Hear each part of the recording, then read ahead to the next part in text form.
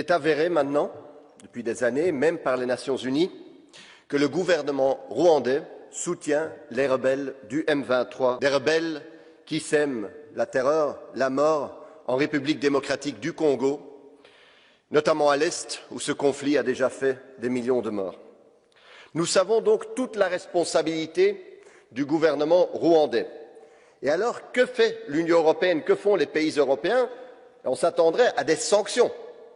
C'est la réponse que l'Union européenne a souvent quand on voit ce genre d'action de la part d'un pays contre un autre.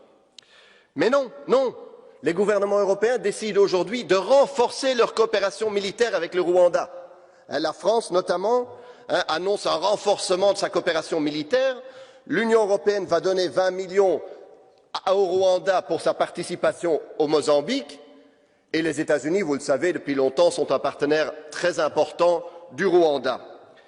Tandis que vous savez qu'aujourd'hui, s'il y a un État qui vend des armes à la République démocratique du Congo, il doit notifier les Nations Unies, ce qui ralentit, voire empêche, évidemment, la livraison des armes à un pays trop souvent et si souvent agressé.